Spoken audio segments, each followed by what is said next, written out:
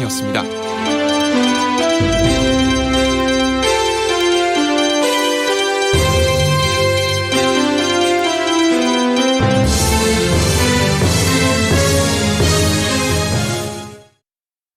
지금 시각은 7시 20분입니다.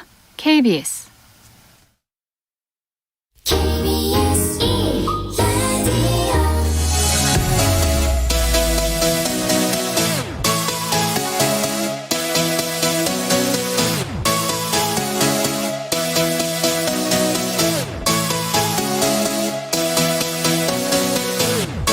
KBS 열린 토론.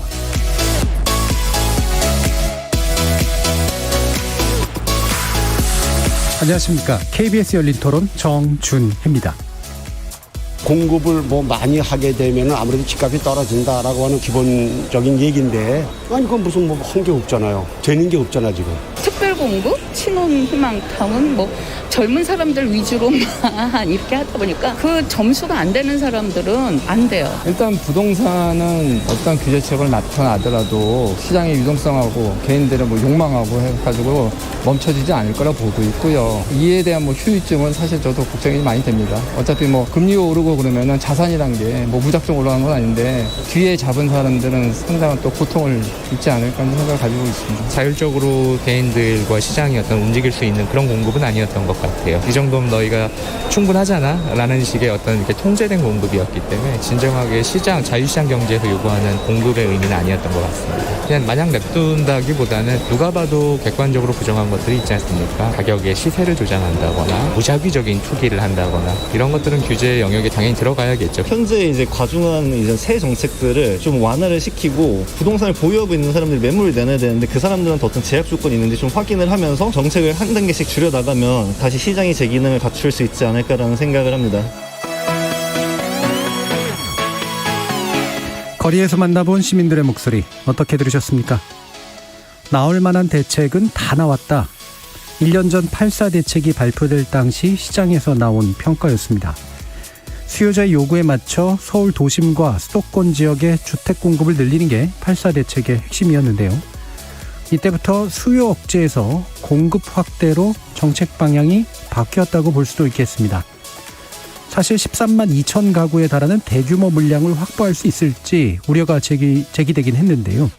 서울 도심에서의 재건축 규제 완화와 함께 정부 과천청사 유휴부지, 태릉 골프장 부지, 용산 캠프 부지 등 도심 신규 택지 발굴을 통해 3만 가구 이상을 공급한다는 구상이 눈길을 끌기도 했습니다. 하지만 1년이 지난 지금 구체적인 사업계획이 발표된 곳은 사실상 없는데요.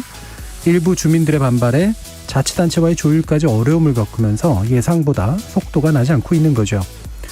오늘 KBS 열린 토론에서는 8.4 부동산 대책 1년의 현재를 진단해보고 이딴 대책에도 잡히지 않는 집값 과연 어떻게 해야 하는지 그 해법 다각도로 모색해보겠습니다.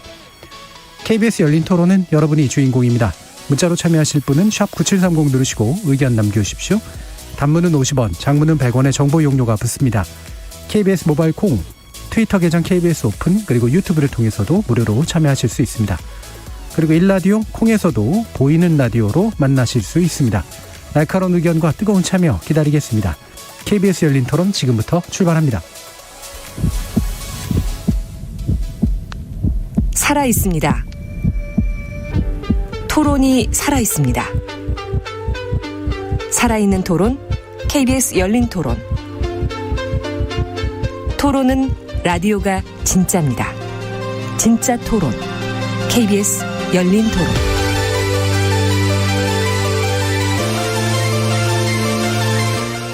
오늘 논의를 위해 네 분의 전문가 모셨는데요. 먼저 랩 2050의 이원재 대표 나오셨습니다. 네, 안녕하세요. 키움증권 금융담당 수석연구원이신 서영수 이사 나오셨습니다. 예, 안녕하세요. 서영수입니다. 그리고 루센트블록의 안명순 부동산 총괄이사 나오셨습니다. 네, 안녕하세요. 토지자유연구소 이태경 부소장 나오셨습니다. 네, 안녕하십니까. 청취자 여러분들도 다양한 의견 부탁드리겠습니다. 자, 오늘은 오랜만에 부동산 이야기를 하는데요. 오랜만이긴 하지만 꽤 자주 한 느낌이 드는 그런 주제이긴 하죠. 일단은 이제 주요한 계기는 지난해 8.4 대책 이후 1년에 대한 이제 평가고 나아갈 길에 대한 어떤 전망 이렇게 요약될 수가 있을 것 같은데 8.4 대책 이후에 이제 1년에 대해서 어떻게 좀 보고 계시는지 네 분의 의견 간단히 듣고 시작하겠습니다. 먼저 이원재 대표님 말씀 한번 들어볼게요. 네, 일단 그 이후에 서울 아파트를 중심으로 해서 가격이 많이 올랐기 때문에 네. 성공했다고 보기는 어렵죠. 단기적으로는 일단 그런 것 같고, 근데 이 대책 자체가 그런 한계가 있었던 것 같습니다. 수요 관리에서 공급 확대로 전환한다라는 말 자체가 공급 확대는 장기간에 걸쳐서 효과가 나타나는 것이고, 수요 관리는 이게 이 과세라든지 금리라든지 또는 각종 대출 규제라든지 이런 것들을 통해서 하는 건데, 이건 단기적으로 사람들 심리에 영향을 많이 주는 거기 때문에 사실은 그렇게 이 방향을 튼다고 이야기해서는 안 되는 것이었다. 저는 이렇게 생각을 합니다. 그래서 일단은 실패하고 있고 빨리 보정을 하는 것이 좋겠다. 그렇게 생각합니다. 알겠습니다. 자, 그럼 안명숙 이사님은 어떠신가요? 저는 뭐 그러니까 한마디로 하면 사실은 숫자에 갇힌 어떤 정책 실행력의 한계였던 거 아닌가라는 생각이 들거든요. 그러니까 이제 사실은 그 이전까지는 공급이 충분하다라는 어떤 사실 지적하셨듯이 공급보다는 당장의 어떤 다주택자들이 집값을 올린다라고 정부가 판단을 했기 때문에 공급에 대해서는 중시 생각하지 않았는데, 일단 8.4 대책을 기점으로 공급을 많이 할 계획이고 실제로 많은 토지를 확보할 수 있고 자신이 있다라는 정부가 실제로 공급에 대한 뭐 일종의 사실 그 의지라든지 자신감을 표명을 하면서 이때부터 숫자를 제시하기 시작을 했는데, 이거는 정부의 어떻게 보면은 조금은 목표치였고 희망치였던 느낌들이 있고 충분히 협의되거나 실행 가능한 부분까지 포함되지 않았던 것들이 더 있지 않았을까. 그래서 그때는 굉장히 희망적이었다라고 일부 공급이 필요하다고 느꼈던 뭐 수요자들 입장에서는 받아들였지만 실질적으로 시장에 체감되지 않았던 거죠. 그럴 수밖에 없었던 부분도 있었고, 그래서 실질적으로 뭐 일시적으로 효과를 기대했고 어느 정도 효과가 나는 듯했지만 지속적이긴 굉장히 어려웠기 때문에 아무튼 그런 부분들이 좀 숫자의 한계로 다가와서 성공을 하기에는 조금 어려웠던 부분들이 있지 않았었나 보여집니다. 일시적으로 뭔가 좀 나아지는 듯했던 건 어떤 부분을 얘기하시는 건가요? 그 집값에 일단 관련된? 많은 분들이 생각하기에 공급이 많이 되면 전세값도 떨어질 거고 집값이 떨어질 거다. 그로 인해서 일부 지역에 공급이 많이 된다고 거론된 지역은 주변에 집값이 떨어질 것을 우려하기도 했거든요. 그러니까 이미 수요자들은 경험이라든지 학습이라든지 여러 과정들을 통해서 공급이 많이 된다라는 것은 집값을 안정시키거나 떨어질 수 있는 그런 경험들을 가지고 그것들을 기대를 했기 때문에 제가 봐서는 뭐 집값 안정되기를 기대했던 분들 입장에서는 그렇게 보지 않았었나 싶습니다. 그러니까 적어도 이제 단기간적으로 이제 그 집값에 대해 상승이 안 할지도 모르겠다라고 생각하는 심리적 효과는 단기적으로는 있었는데 있었다고 보여집니다. 그 이후로는 사실은 이제 실효성이 없었다라고 보신 거고요. 자, 그러면 이태경 부소장님 말씀 또 한번 들어볼까요? 그러니까 일종의 이게 우리가 좀 팬데믹 시대에 살고 있는데 그 투기 심리도 전염병 같은 거거든요. 이게 2014년 이후에는 서울 같은 경우는 대세 상승이 있었으니까 지금 8년째, 7년째죠. 지금 최장 기간 대세 상승이고, 이렇게 되면 사실은 이제 시장 참여자들이 이 전염병에 감염되듯이 투기 심리에 다 감염이 됩니다. 그리고 이제 지금 집 안 사면 큰일 날 것 같고, 그 다음에 집을 꼭 갖고 있어야 될 것 같고, 그게 자기 정당한 욕망일 것 같고 이렇게 생각을 하거든요. 근데 정부의 역할은 그런 거죠. 그걸 확실하게 이제 충격과 공포를 통해서 꺾었어야 되는데 한 번도 그걸 못한 거죠. 사실은 2018년 가을 무렵에 한 번 잠깐 꺾였었는데 다시 살아났거든요. 금리가 다시 이제 꺾이면서. 근데 그렇게 하다 보니까 결국에는 이제 눈치를 이렇게 보다가 공급 확대로 선회를 한 거고. 근데 우리가 이제 경험을 많이 해보면 알겠지만 이게 투기 심리가 들끓는 상황에서는 공급 확대라고 하는 게 시장 참여자들의 심리를 절대 안정시키지 못합니다. 그래서 이 8.4 대책이 어떻게 보면 결국엔 가격으로 얘기를 해야 될 텐데 가격을 안정시키지 못했다라고 하는 거는 뭐 예정된 수순이었다 이렇게 보입니다. 적어도 중요하게 이제 투기 심리라는 표현을 쓰셨는데 심리 억제에 있어서 별로 좋은 방편도 아니었고 네. 충격적인 공포스러운 그런 방법이 이미 진작에 필요했는데 그것도 아니었다. 네, 이런 말씀이셨네요. 서영수 이사님 말씀까지 좀 들어보죠. 우선 전체적으로 말씀을 좀 드리면요. 예. 공급만 얘기하는 게 아니라 수요까지 같이 한번 말씀드리면 어쨌든 코로나 위기가 있었잖아요. 그래서 전 세계가 돈을 푸는 그것도 경쟁적으로 돈을 풀었잖아요. 예. 우리나라가 어떤 BIS의 데이터를 계산해 보면 전 세계에서 4번째로 돈을 많이 풀었어요. 그 중에서도 이제 한국은 어떻게 돈을 풀었냐? 그 다른 나라는 재정으로 돈을 풀었는데 우리는 가계부채로 돈을 풀었습니다. 그런 방식으로 은행을 통해 돈을 풀었거든요. 그 돈이 고스란히 사실 주택시장으로 간 거고요. 어찌 보면은 필연이다. 결국에는 주택이라는 게 공급은 제한적일 수밖에 없고 경직적이고 공급하면 오래 걸리는데 단기간에 사상 최저의 금리를 기준금리를 낮추게 되고요. 그러면서 대출을 증가할 수 있도록 유도하는 정책을 취했던 부분들 이거는 어쩔 수 없이 전 세계 최고 수준의 가계부채가 지금 있음에도 불구하고 증가율 또한 가장 높은 수준을 기록했고요. 퀄리티도 가장 나쁜 수준으로 바뀌고 있는 상황. 그러다 보니까 집값이 저희가 이제 BIS 자료 전체 자료 계산해 보면 역시 코로나 위기 이후에 가장 높은 상승률을 기록했습니다. 그래서 공급은 어찌 보면 지금 수요를 어찌 보면 억제한 게 아니라 큰 그림에서는 푼 거거든요.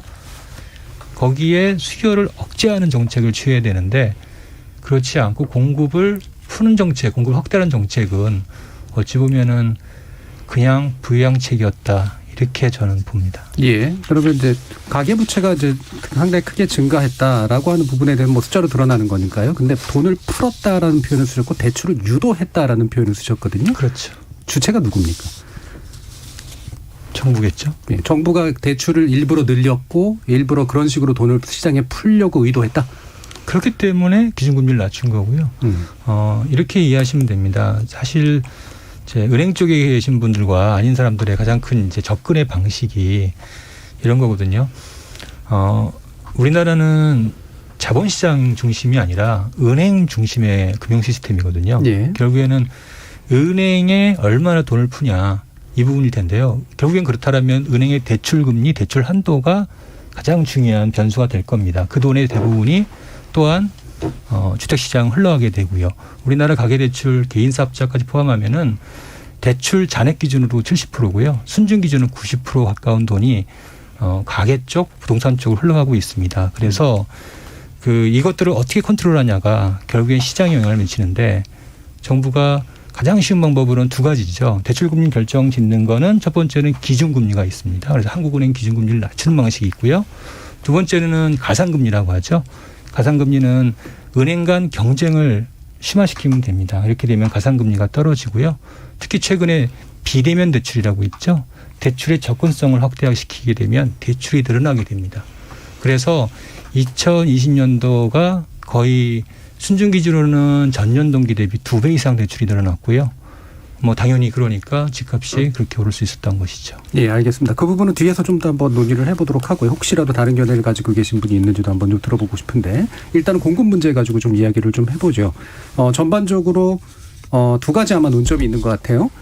공급 확대가 그 시점에서 필요했느냐 그렇지 않느냐에 대한 판단과 함께 또 한 가지로 실제로 공급이 가능했느냐 아니냐라는 판단인데 대체로 후자 같은 경우에 뭐 이거 어차피 장기 계획이기 때문에 실제로 공급이 가능한 수치는 아니었다라고 이제 보시는 것들은 일반적인 것 같고 그럼 먼저 얘기해 봐야 되는 게 공급 전환, 그러니까 공급 확대로의 전환이라고 하는 방향 자체는 좀 바람직했는가라는 부분에 대한 의견을 좀 들어보도록 할게요. 아까 아마 네 분의 이야기 속에서는 비교적 공급에 대한 긍정성을 얘기했던 부분은 안명숙 이사님이었던 것 같은데요. 네.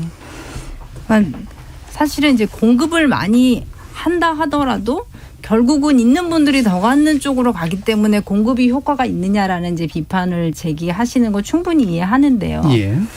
이게 이제 주택시장이라는 부동산 시장이 굉장히 비탄력적이다 보니까 사실은 어느 시점에 소득이 증가해서든 또는 어떤 이유든 간에 수요가 늘어날 때 시장이 탄력적으로 거기에 맞춰서 주택을 공급해 주거나 하기에는 굉장히 어렵다라는 거죠.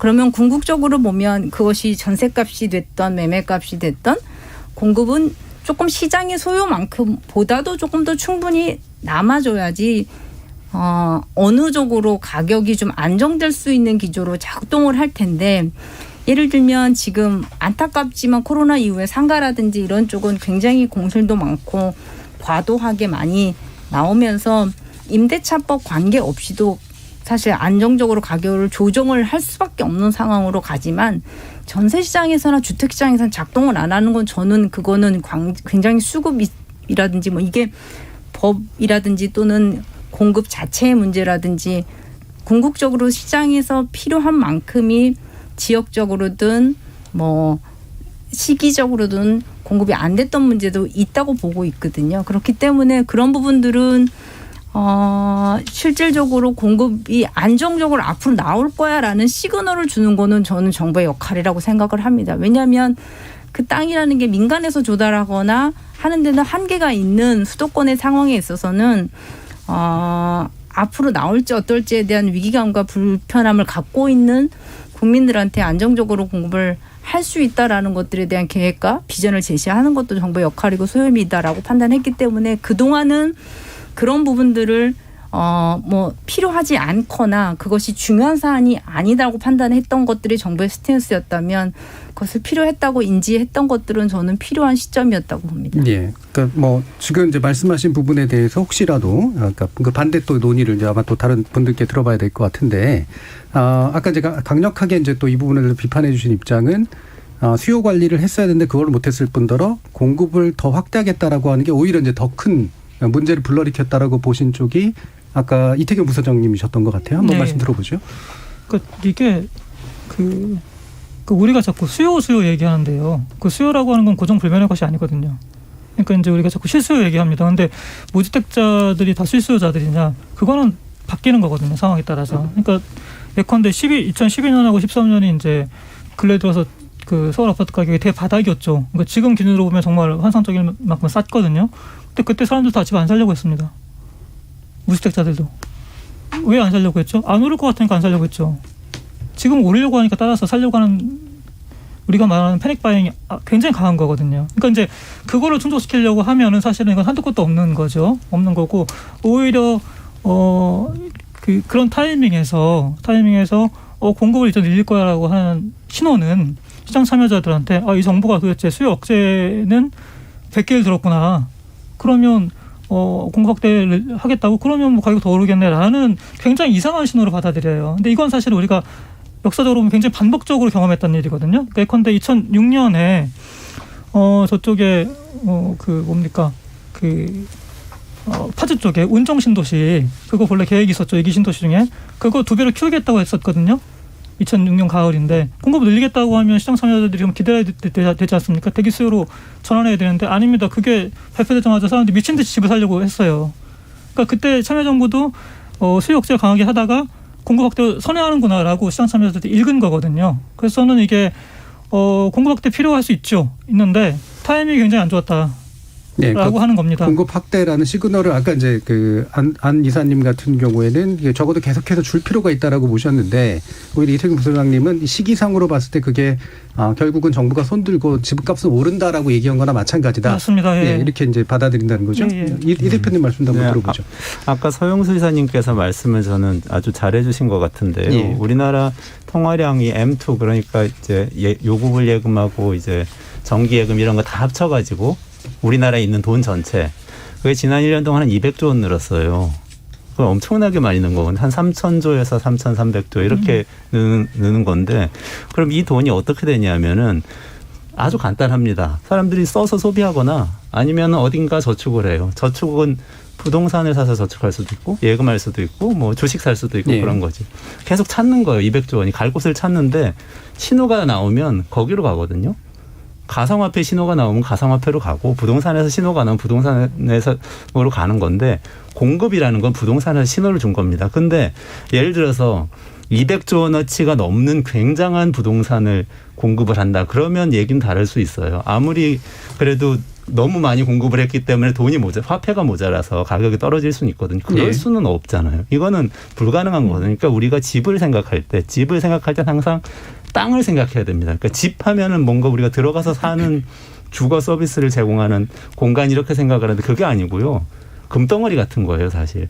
지금은 금덩어리 같은 자산이라는 성격이 집에서는 훨씬 커지고 그 주거 서비스를 제공하는 주택이라는 성격은 점점점 작아지고 있는 상태인데 여기서 이 자산을 확 공급하겠다. 정부가 이렇게 얘기했을 때 돈보다 더 많이 공급하지 않으면 당연히 그 200조 원이 늘어난 200조 원이 여기로 몰려서 더 오릅니다. 그리고 그 오르는 결과 그 과실은 자산을 원래 많이 갖고 있던 사람들이 당연히 더 많이 가져가게 되고 그 일이 지금 말씀하신 대로 몇십 년 뭐 이렇게 지나면서 반복이 계속 되고 있는 것 같아요. 예.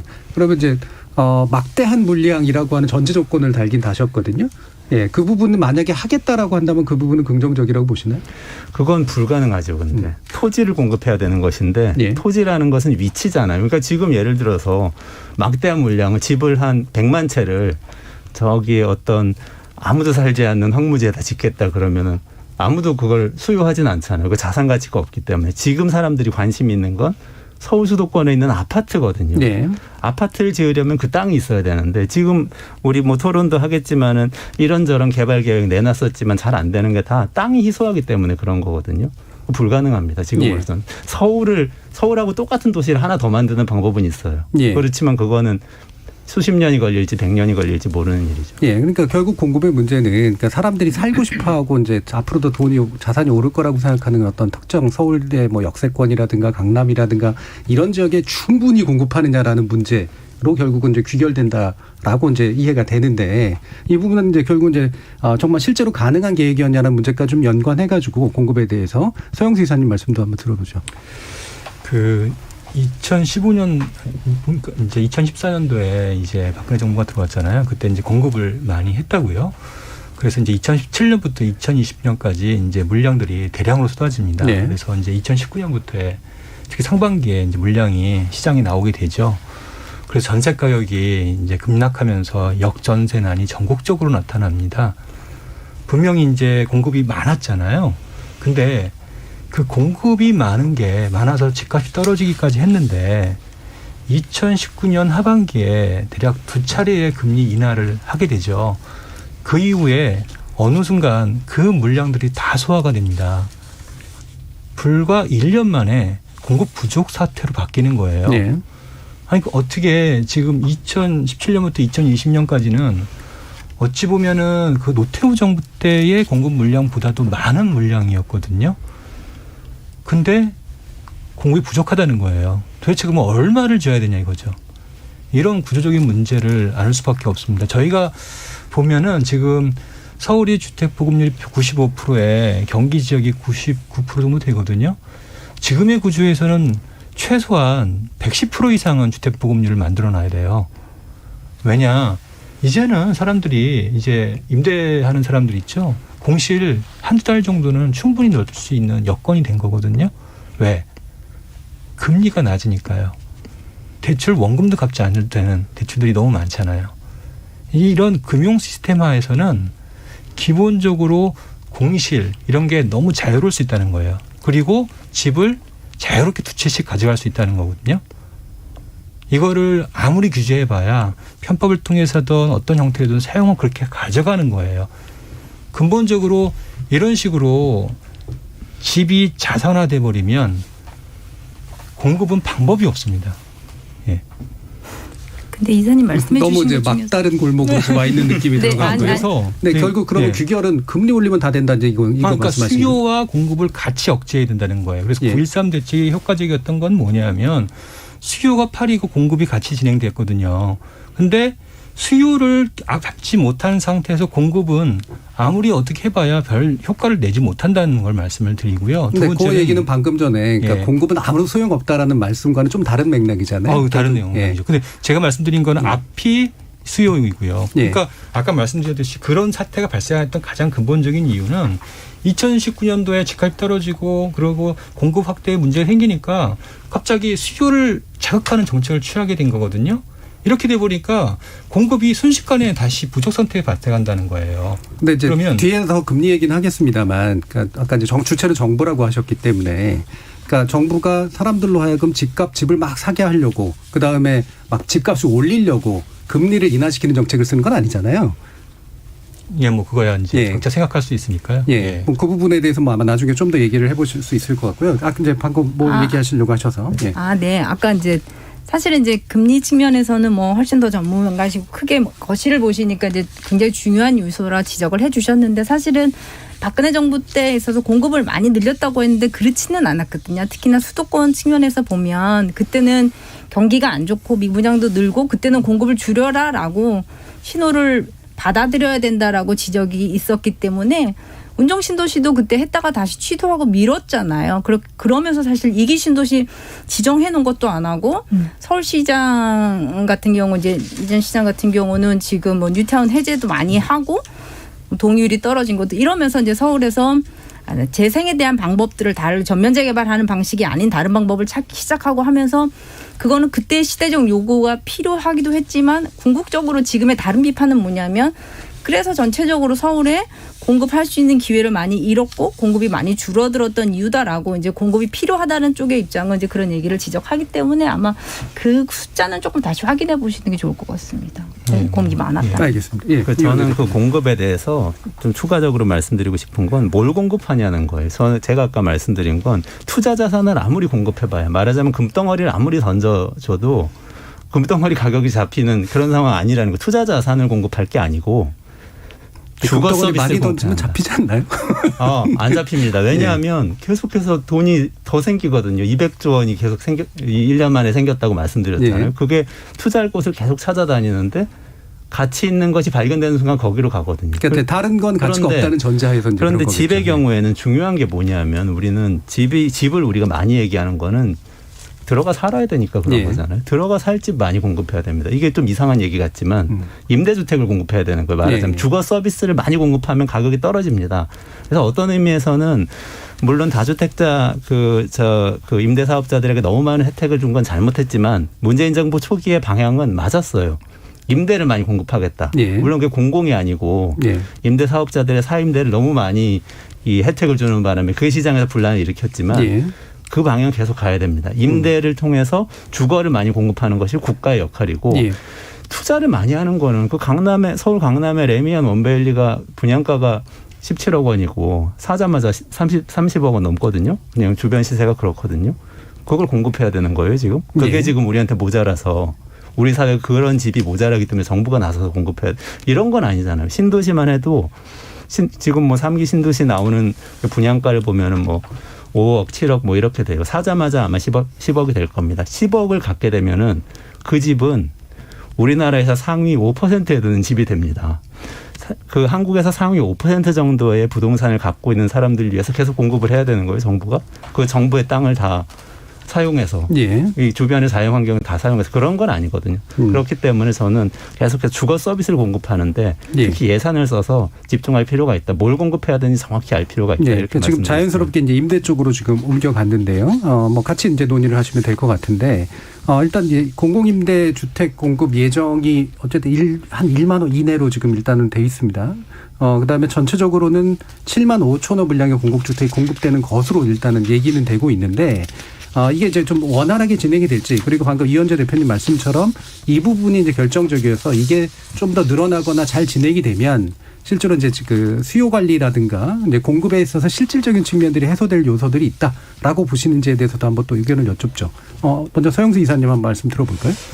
이제 서울하고 뭐 수도권 좀 나눠야 될 것 같거든요. 우선 서울만 좀 얘기해 보면 서울이 주택을 공급하는 방법이 아마 3가지 방식이 있을 거예요. 재건축, 재개발, 아니면 정부가 정부가 갖고 있는 땅을 개발을 해서 그쪽을 찾아서 거기다 공급하는 방법 3가지가 있을 거예요. 근데 이제 시장에서 얘기하는 거는 아무래도 재건축, 재개발 투자하신 분들은 그쪽의 수익을 기대할 거 아니에요. 그쪽이 개발되길 바랄 거고요. 만일에 그쪽에 공공임대가 들어간다든지 그런다라면 기대 수익이 떨어질 거라고요. 네. 그러니까 반대할 거고요. 또한 우리가 이제 재개발도 마찬가지 비슷할 텐데 우리가 이제 알아야 될 게 이런 거죠. 우리가 이제 오펙의 카르텔 같은 그런 형태이거든요.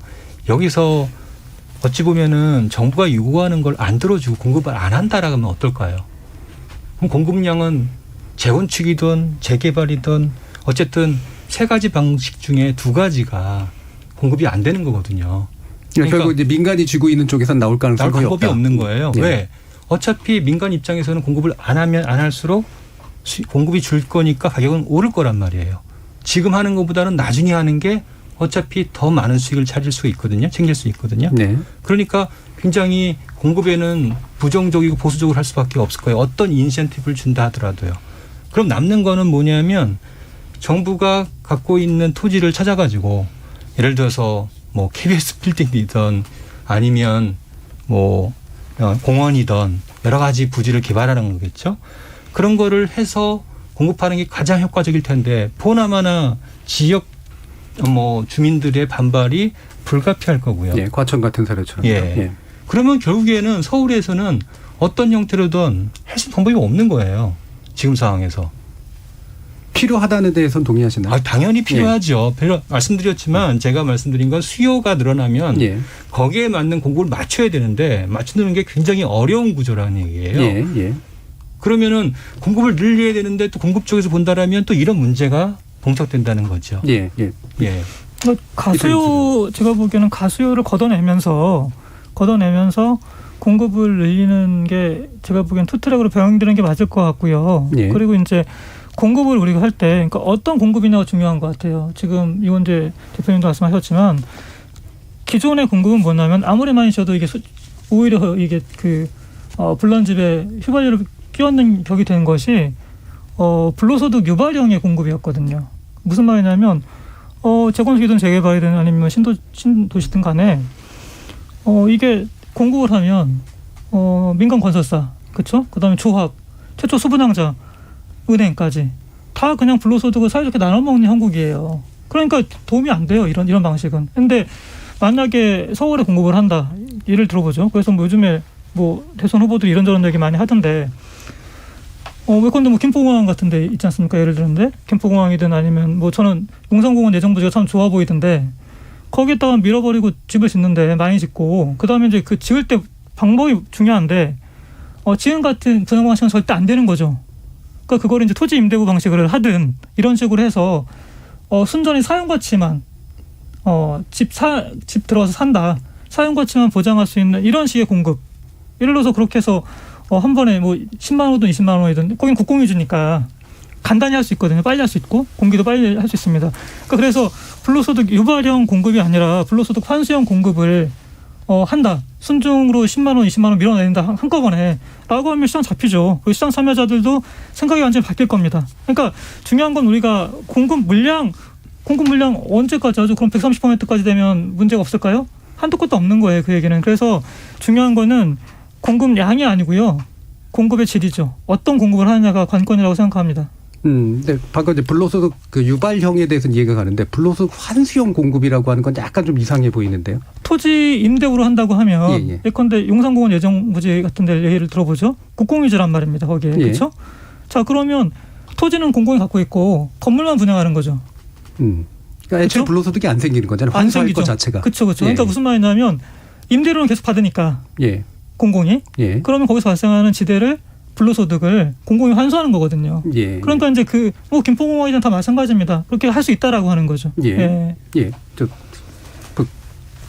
사실은 임대주택 같은 경우는 뭐 사실은 소득이 낮거나 사실은 암만 많이 지어도 분양주택에 들어가기 어렵거나 원하지 않는 분들이 있을 수 있기 때문에 다양한 계층이 들어갈 수 있도록 국가에서 임대주택을 충분히 지어야 되는 것들에 대해서 반대하시는 분들은 많지 않을 것 같아요. 그건 당연히 소임이다라고 생각을 하는데 그러면 주택을 필요로 하는 사람들의 강남의 아파트를 정부한테 해라라고 해야 되는 게 의무다라고 생각하지는 않지만 강남의 아파트를 공급하거나 또는 서울의 어떤 주택을 짓기 위해서는 결국은 땅이라는 게 빈 땅이 거의 없다 보니까 결국은 재개발이나 재건축의 방식으로 지을 수밖에 없는 게 현실이고 그러면 그와 관련된 제도와 또는 인센티브와 모든 것들을 관장하거나 하는 게 뭐 국토부이거나 결국 정부이거나 지자체이거나 사실은 그런 정책에 의해서 많은 것들이 좌지우지되고 사업성이 달라지기 때문에 사실은 어떻게 보면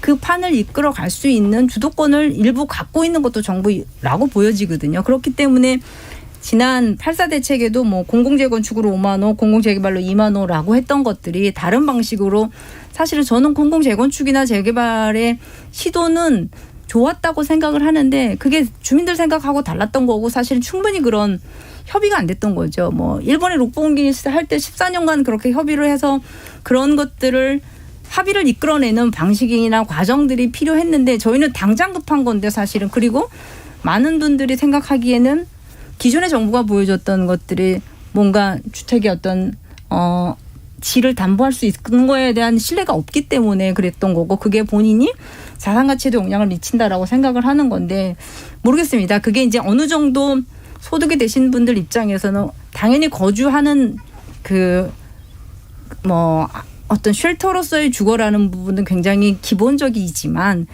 그게 꼭 자산이 되어서는 안 되는 건가라는 거죠. 왜냐하면 제 자산의 70% 80%가 집 사는 데 들어가는데 그 자산이 자산으로서 역할을 하면 안 되나요? 저는 사실은 그런 것들이 기본적인 욕구라고 생각하는 분들에 대해서 그게 너무 죄악식되거나 부정적으로 되거나 이렇게 토론이 되거나 많이 그런 거 이게 얘기가 되는 것들에 대해서 그 출발에 되게 불편하게 생각하시는 분들이 많고 좀 좋은 데 살고 싶잖아요. 그리고 좀 소득이 늘어나면 새 집에 살고 싶은 거고 그러면 그 과정들은 민간에서 투자하거나 또는 그 다양한 욕구들을 채워주려면 이익이 남지 않으면 건설사가 들어가겠습니까? 뭐 민간에 시작하겠습니까? 그러면 그걸 다 정부가 해줄 수 있나요? 그렇기 때문에 약간씩은 서로 이익을 좀 가져갈 수 있는 판을 만들어서 깔아주는 역할은 해줘야 되지 않냐라는 거죠. 예, 이 근본적인 가치 문제에 있어서는 물론 대단히 중요한 논의인데 약간 좀 접고요. 그러니까 실효성 문제로 한번 얘기를 해보죠. 지금 크게 한 3가지 정도로 공공임대 또는 내지 이제 토지 임대분이 뭐 이런 임대 물량을 늘리는 부분에 대한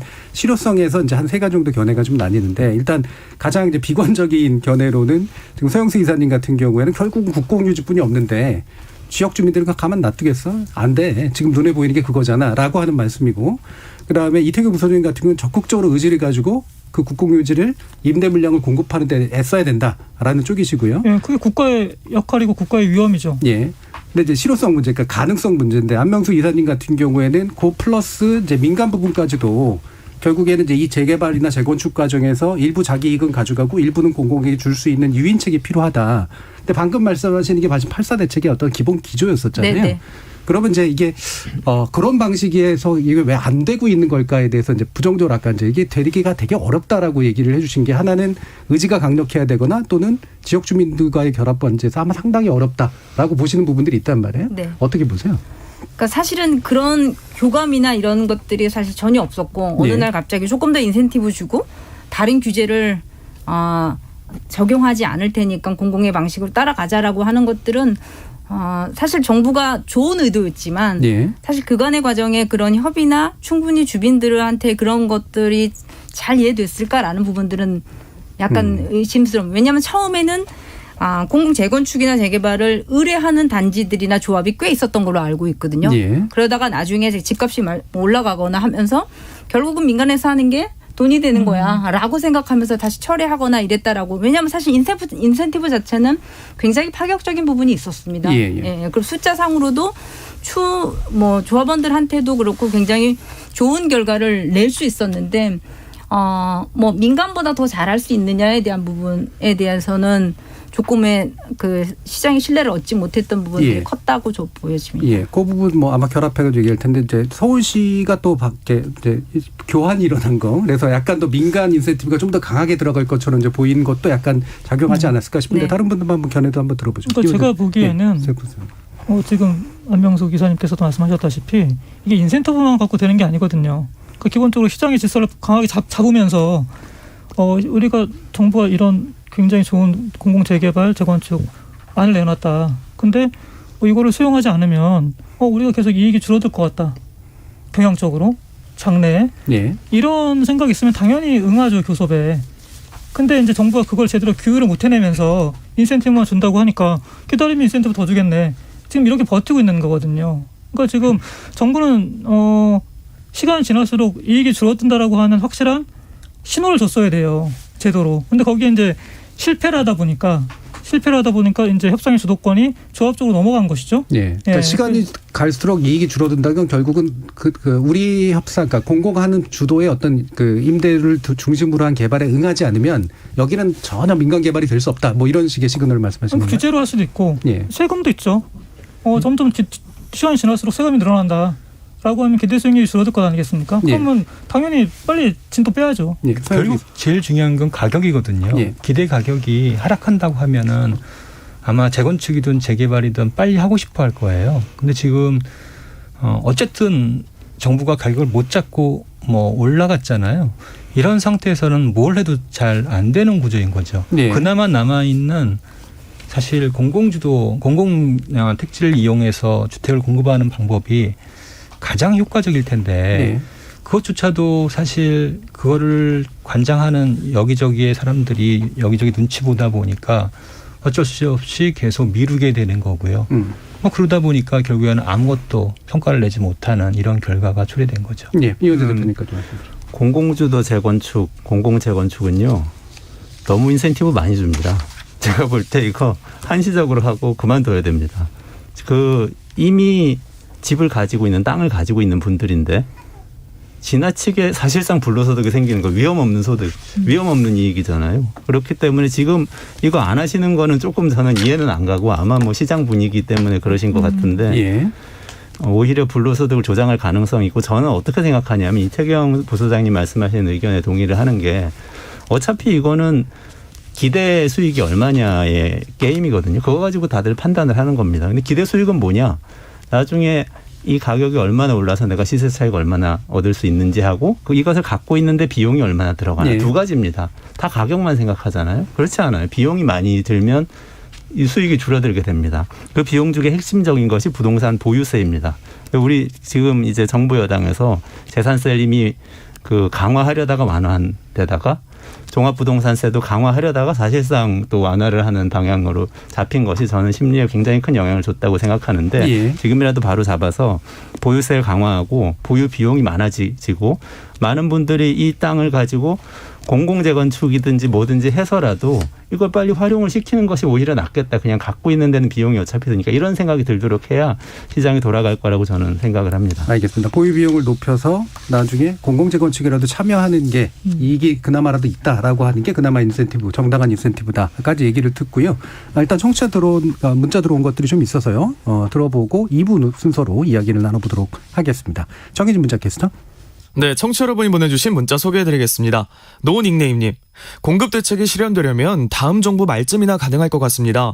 우선 다주택자 보유세 강화로 보유할수록 손해라는 생각이 들도록 3주택 이상은 누진 과세를 통해 매물이 쏟아지게 해야 합니다. 9413님, 대출 규제가 너무 강하니까 실수요자가 집 구입을 못하고 결국 돈이 많은 다주택자한테 공급 물량이 몰리는 겁니다. 수요와 공급은 시장에 맡겨야 합니다. 정부가 주도하면 항상 똑같이 엉망진창이 됩니다.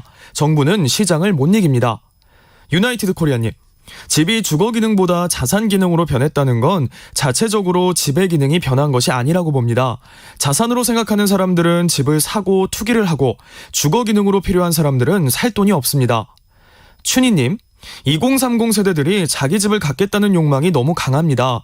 공공임대나 공공분양을 원하지 않습니다. 그리고 청약 조건도 너무 까다롭습니다. 8429님, 정책의 일관성도 없고 정책 위반자들이 적극적으로 잡으려 하는 의지가 약했다고 봅니다. 강력한 종합부동산세 집행이 답이라고 생각합니다. 후퇴하지 말고 보유세를 강하게 물려야 합니다. K121242489님, 공급대책 측면만 보지 말고 지방의 균형 발전 측면에서 답을 찾아야 한다고 봅니다. 2957님, 인구가 너무나 서울로 집중적으로 모여 사는 게 문제입니다. 연구를 잘해서 지방으로 갈 수 있도록 지방을 잘 정비하고 좋은 기관을 지방으로 옮기는 게 좋다고 생각합니다. 5500님, 집값 안정은 금리를 올리고 공공분양 아파트를 늘리면 잡힐 겁니다. 9383님, 금리를 올리면 해결될 것 같습니다 해주셨고요. 2470님, 공공임대를 20평대 이상으로 진행을 해야 하는데 지금은 대부분이 15평 이하다 보니 사람들이 찾지 않는 문제도 해결해야 합니다라고 보내주셨네요.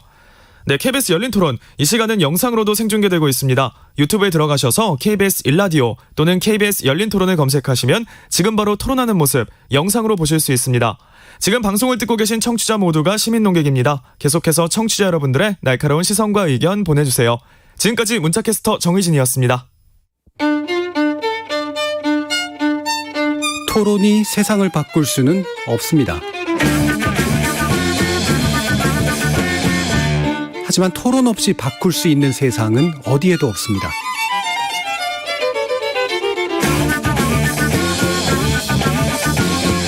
세상의 선한 변화를 갈망하는 당신. 정답이 아니라 질문의 힘을 믿는 당신. 우리 KBS 열린 토론에서 만납시다.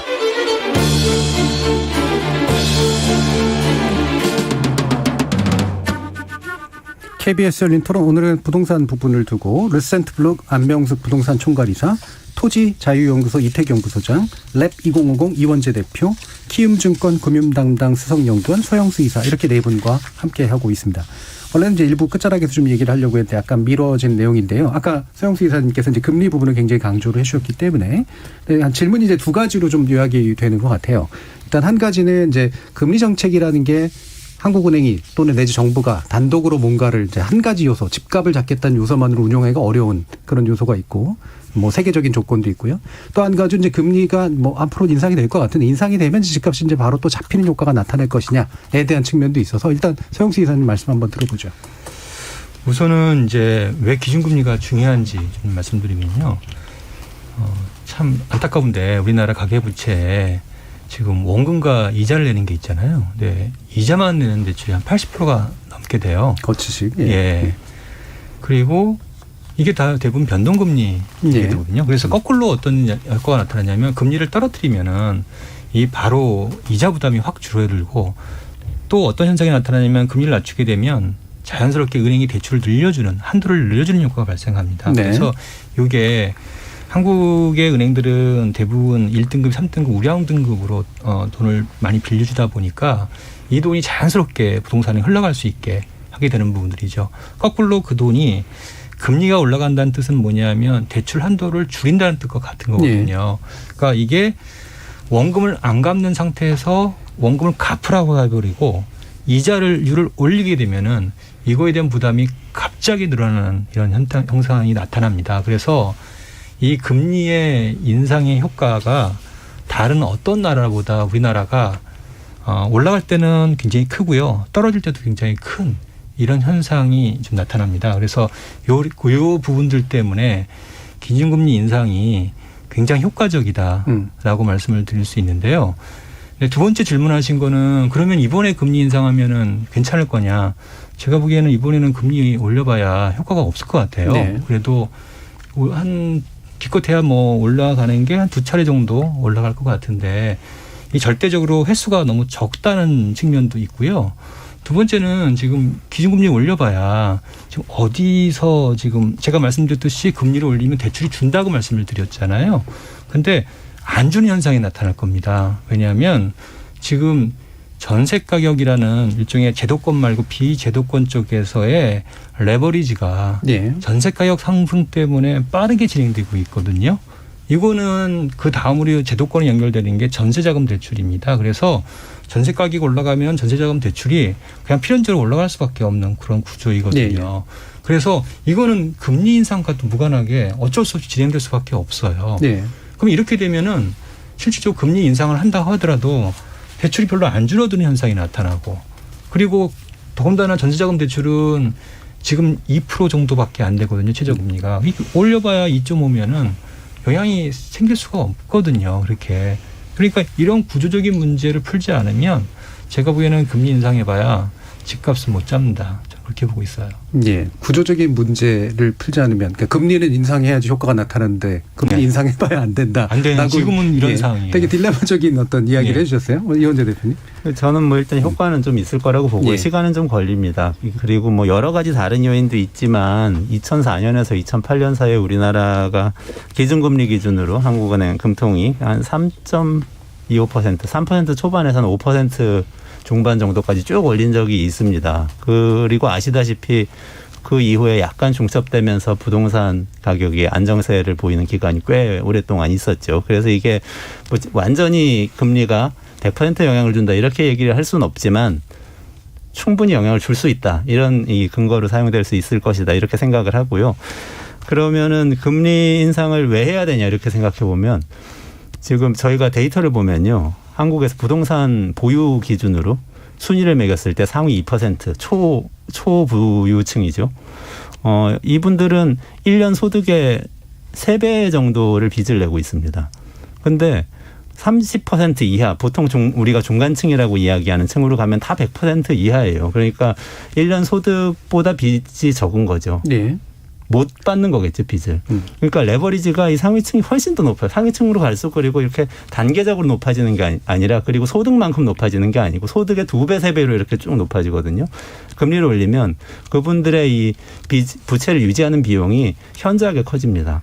그리고 이분들 소득으로 사실은 그걸 원리금을 감당할 수 있는 게 아니거든요. 그럼 사실 국가가 보조금을 주면서 주택을 2주택, 3주택 사라고 권장을 한 셈이 되어버렸어요. 그리고 금리를 올리는 것이 이분들이 매각을 하게 만드는데 이분들 대부분 다주택자이기 때문에 상당히 효과가 있을 것이다. 그러면 부동산 시장 안정에 단기적으로도 영향을 줄 수 있다. 그리고 거기에 더해서 만약에 부동산 보유세를 정상화시킨다면 뭐 후퇴하기로 했던 걸 다시 되돌린다면 보유 비용이 커지기 때문에 그 매물들은 나오면서 시장을 좀 안정시킬 수 있다. 잠깐 껴도 될까요? 여기서 잠깐만.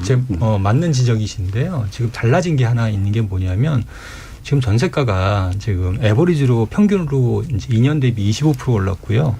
그다음에 계약갱신 청구권을 하지 않는 계약 같은 경우에는 지금 50% 올랐어요. 그러면 10억짜리 전세면 5억의 돈이 임대인한테 생긴 거거든요.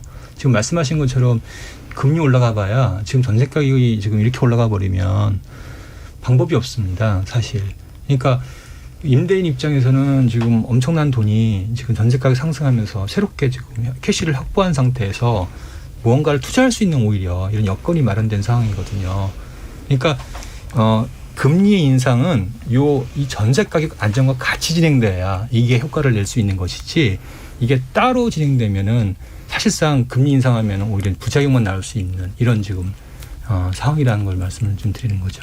예. 그럼 전세 가격 안정은 어떻게 해야 되느냐? 또 뭐가 나오고 또 그건 어떻게 해야 되냐? 또 뭐가 나와서 연세가 계속 있기 때문에 그렇죠. 예. 다른 분도 또 말씀을 한번 들어보죠. 한명수 기사님.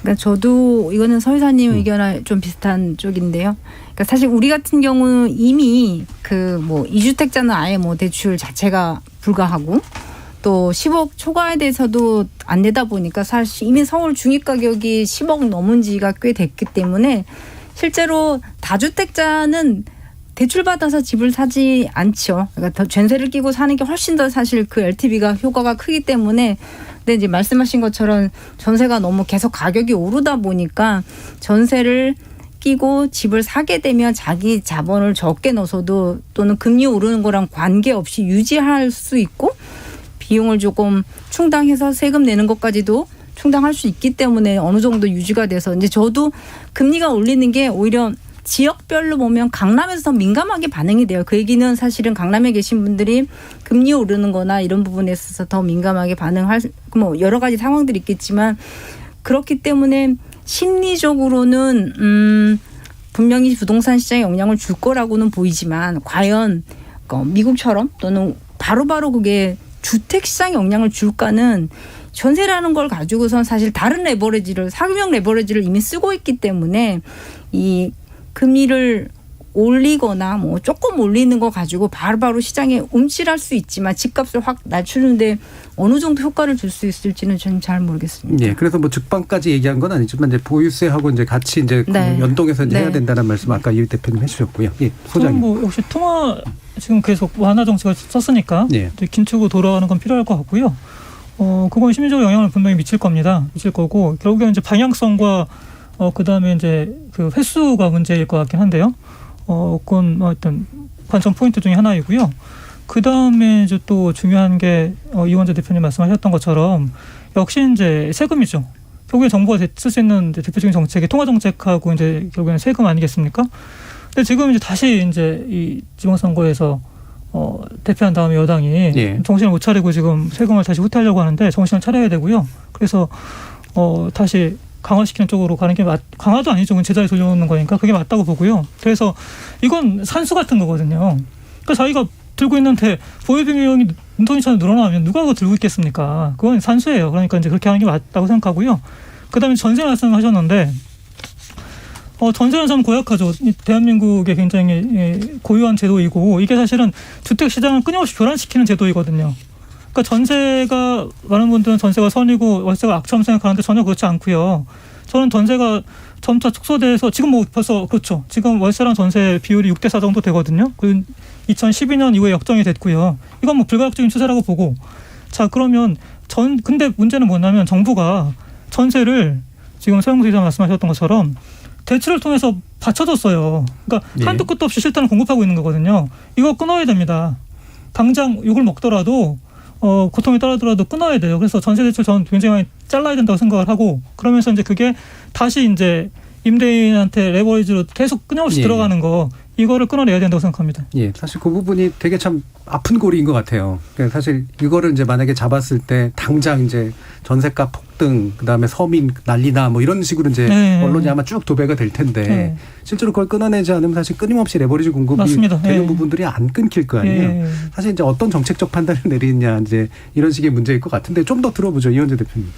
네, 그러니까 뭐 전세도 마찬가지고 저는 이제 거시적인 힘이 결국에는 미시적인 결과를 좌우한다고 생각합니다. 그러니까 금리가 사실 제일 중요하고 통화량이 제일 중요하고 근데 전 세계적으로 보면 지금 뭐 유동성이 엄청나게 과잉돼 있는 상태고 지금 국가의 화폐를 어떻게 대하고 있는지에 대해서 좀 원칙이 바뀌고 있거든요. 그래서 이거 굉장히 통제하기가 어렵긴 한데 그래도 지금 우리나라에서 할 수 있는 수단을 생각하면 저는 금리하고 부동산 보유세 두 가지 수단이 지금 손에 있는 겁니다. 그 두 가지를 가지고 해야 되고 한 가지 제가 추가로 말씀드리고 싶은 것은 재정 지출인데요.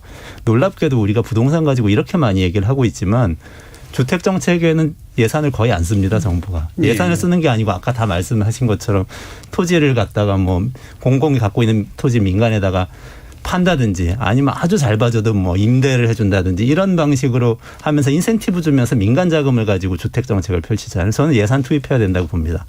이 정부가 갖고 있는 자산, 특히 이제 중요한 곳에 있는 토지를, 땅을 정부가 활용해서 저는 주택 사업을 하면 좋을 것 같아요. 그리고 최대한 거기 와서는 가급적이면 이제 이 중산층 이상도 아까 뭐 임대주택이 이렇게 그 서민 소득 하위층을 위한 것이 아니냐, 복지 정책 아니냐 말씀하시는데 그게 아니고 뭐 다른 나라의 사례들은 굉장히 많이 있습니다. 중산층 이상도 좋은 임대주택에 살 수 있어요. 강남 한복판에도 임대주택 있을 수 있거든요. 거기 사는 것이 필요한 사람들은 거기 살아야 돼요. 판교에도 뭐 벤처기업인들을 위한 좋은 임대주택 만들 수 있습니다. 그런 곳들을 좀 시범적으로라도 정부에서 만들어줬으면 좋겠습니다. 네, 지금 저희 이제 그 청취자들 가운데서도 한 중산층 정도 되는데 좋은 임대주택 또는 공공 임대주택 나오면 전 들어가겠습니다라는 얘기를 해주시는 분들도 많은데 실제로 이제 방금 얘기해 주신 것처럼 LH나 이런 데들은 사실 자기가 장사를 해가지고 이제 결국은 공공이라고 얘기하지만 사실 장사해가지고 이제 유지하는 그런 시스템이라 실제로 재정 지출은 굉장히 작은 편이잖아요, 우리나라가. 근데 이제 공공임대주택을 또 늘리고 그걸 유지 보수하고 관리하고 그다음에 또 중산층도 살 만한 것들을 만들고 이러려면 아마 굉장히 먼 길일 것 같거든요. 이게 유럽 같은 경우 굉장히 일찍 시작했다가 그걸 감당 못 해가지고 사실은 또 이제 엎어진 경우들도 꽤 있기 때문에 그럼 이 방향과 가능성에 대해서는 어떻게 생각하는지 서영수 이사님 한번 말씀 들어보죠. 기본적으로 이제 이 정부가 약간 준비를 하고 추진을 하려고 하다가 결국에는 주임사 때문에 아무것도 못한 것 같은데요. 결국에는 글로벌 대세는 공공임대가 아니라 민간임대거든요. 기업형 임대. 근데 이제 기업형 임대를 하기 어려우면 반기업 정부 공공 이런 형태로 그거를 리츠화해서 진행하면 할 수 있을 것으로 보여지거든요. 어쨌든 제가 이제 솔루션을 얘기한다라면 아까 얘기 드렸던 정부가 갖고 있는 서울의 중요한 국공유지에 대한 공급 네. 이거를 정부가 하면은 아마 굉장히 많은 반대가 있을 텐데 정작 민간이 하면은 그 반대는 많이 약화시킬 수 있을 거라 보여지거든요. 그래서 이거를 대놓고 공공임대한다든지 대놓고 뭐 정부가 주택을 공급하는 것보다는 민간에 맡겨서 민간을 통해서 그거를 유도해서 할 수 있는 방법 이것들을 고안해낸다라면 저는 좀 가능성이 높은 게 아닌가. 상세한 건 제가 나중에 한번 또 드리는 말씀드릴게요. 나중에 다시 불러달라는 말씀을 해주셨는데 따로 모셔야 될 것 같긴 합니다. 아까 그게 이제 안수 그 이사님 말씀하시는 거하고 사실 맥락은 좀 비슷하잖아요. 지금 서 이사님 말씀하시는 게. 네. 그러니까 사실은 이제 조금 지금 시장에도 보면 다양한 임대주택 그게 뭐 젊은 층이 대상이 되건 다양한 계층을 위한 임대주택형의 주택들 사업을 하고자 하는 시도들이 굉장히 많은데 지금 뭐 사실은 집값 때문에 시작이 됐지만 지금 법인들이 집을 산다 아파트 사면 온다 해가지고 지금 법인에 대한 종부세를 왕창 물려놓으니까 이런 어떤 뭐 유동화를 통해서 또는 펀드를 통해서 자금을 모아서 민간에서 그런 사업을 하고자 하는 것들이 굉장히 다 좀 어려워진 판이 됐습니다. 그러니까 이제 그거는 정부가 의도하진 않았고 일단 그거는 지금 시장 상황이 뜨거우니까 어느 정도 시장 상황의 안정을 위해서 사실 뭐 어느 정도 정제하는 과정이기는 한데 그러다 보니까 민간에서 사실 가장 지금 자금이 필요한 곳이 주택을 짓도록 공급을 해야 되는 곳이고 뭐 지금 놀고 있는 상업용 건물을 사실 다른 주거용으로 쓸 수 있도록 자금이 투여되는 것도 사실 주택인데 그런 많은 시도들이 정부의 집값을 잡기 위한 주택 어떤 규제들로 인해서 대출도 안 되죠.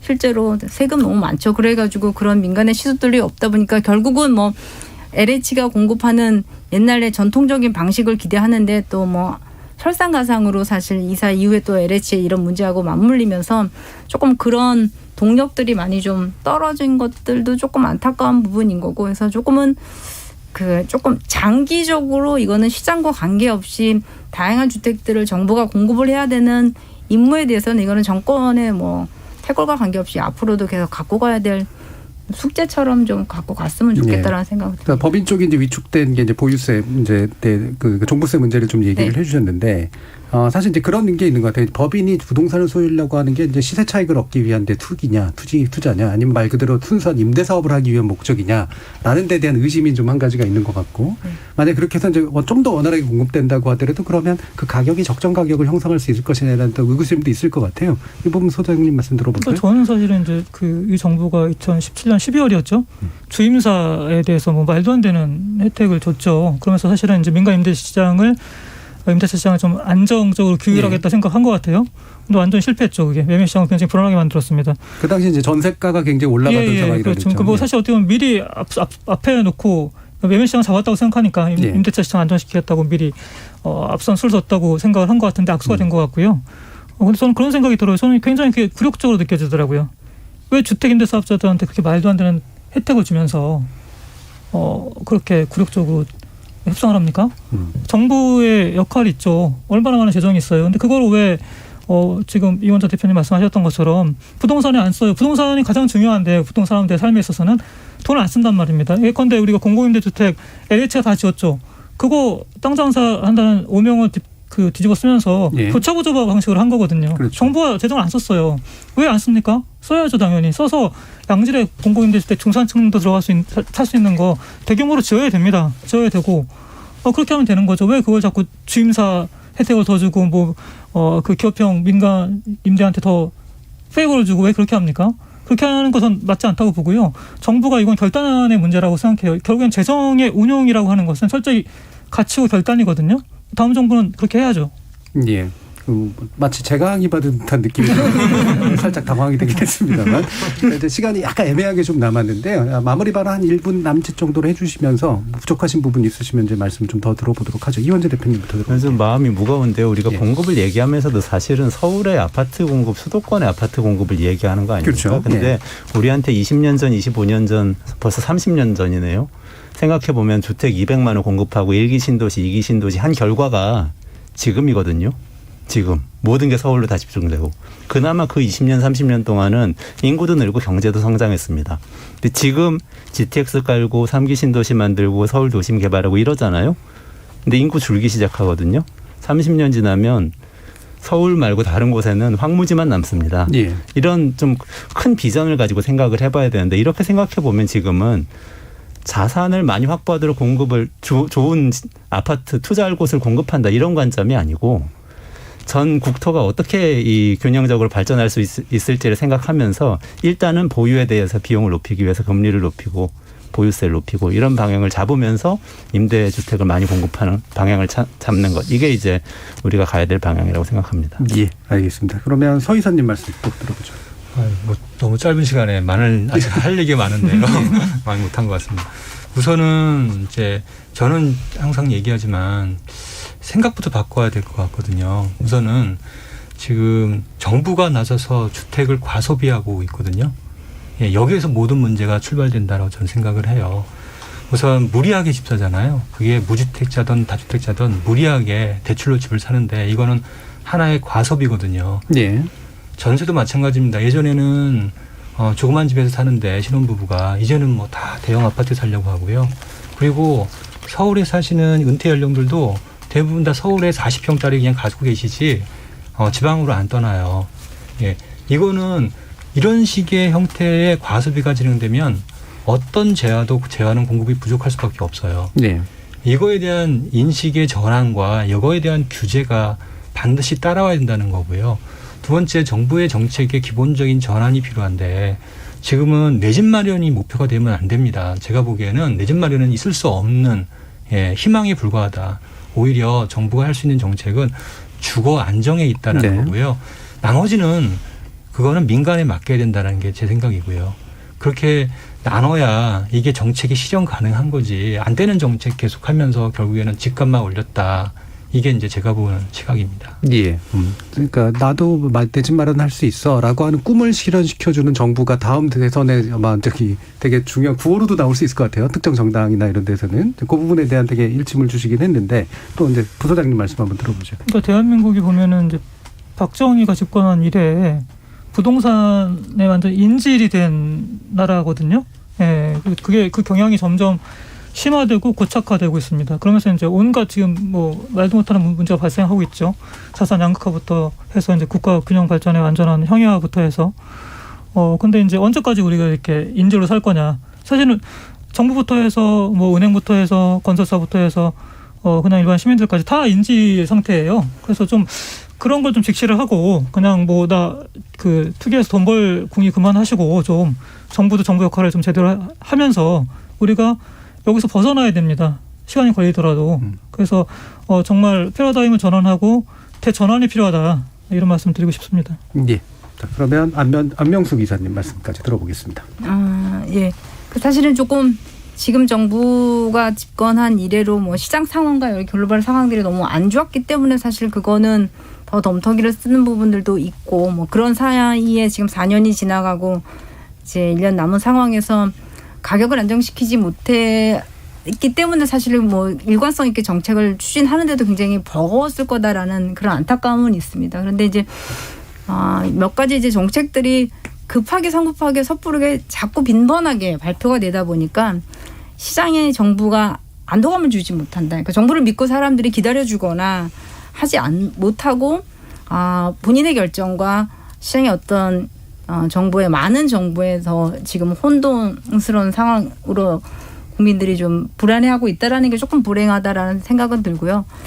그러나 사실은 이제 과거와는 다른, 그러니까 과거 200만 호도 그때도 부족하다고 했지만 그때 공급하고 저는 지금의 사람들이 필요로 하는 주택은 좀 다를 수 있다고 생각을 합니다. 그러니까 그때 사실은 뭐 그때 국민 소득과 지금은 좀 다르듯이 또는 지금 집을 필요로 하고 있는 사람들이 코로나를 겪으면서 집에서 느끼는 안도감, 그다음에 집이 좋아야 되는 어떤 편안함, 그러면 당연히 질적인 문제까지 고민해야 돼. 저희 계속 아직도 양적인 문제에 머물러서 지금 벌써 30년, 40년을 똑같은 논쟁을 하고 있는 게 되게 슬픈 현실인데 아무튼 조금은 이런 부분들을 벗어날 수 있도록 좀 꾸준히 조금 관심과 투자가 필요하지 않을까 생각합니다. 알겠습니다. 아마 하실 말씀들 되게 많으실 텐데 저희 청취자들도 굉장히 많이 문자 메시지 보내주셨는데 제가 다 읽어드리지도 못했습니다. 올림픽 보시느라고 아마 안 할 줄 알았는데 되게 많은 관심들이 좀 있으셨던 것 같습니다.